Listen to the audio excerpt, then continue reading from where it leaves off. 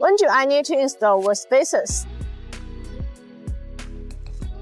If you replace a set of aftermarket wheels and tires with the wrong offset, or a set of larger calipers with insufficient wheel clearance, wheel spacers are the easiest and most effective way to help solve these problems. And if you want to get your wheels flush to the fender with stock wheels, spacers can also achieve this effect.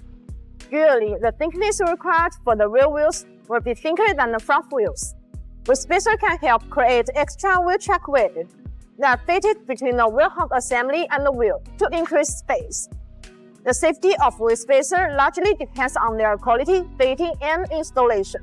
The wheel spacer installation must exactly match the wheel assembly and the rim hub holes. High quality and high precision wheel spacers installation brings you the following benefits. Aesthetics, providing a flush appearance of the vehicle. Larger tires, allowing safe use of aftermarket wheels and tires. Accommodate larger tire or custom wheels. Brake clearance, clearing the clearance issue for big brake calipers. Completing wide body kits upgrades, improving the resistant ability to roll over.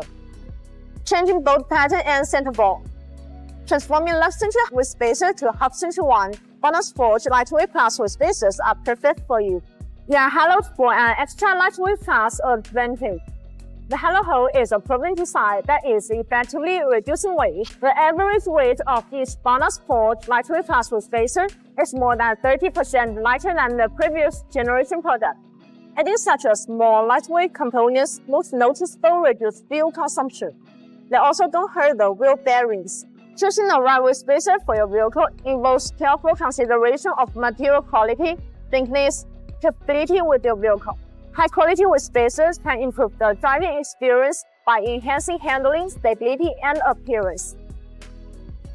If you have any questions about BONOSS wheel spacers, please leave your comments below. See you in the next video. Bye-bye!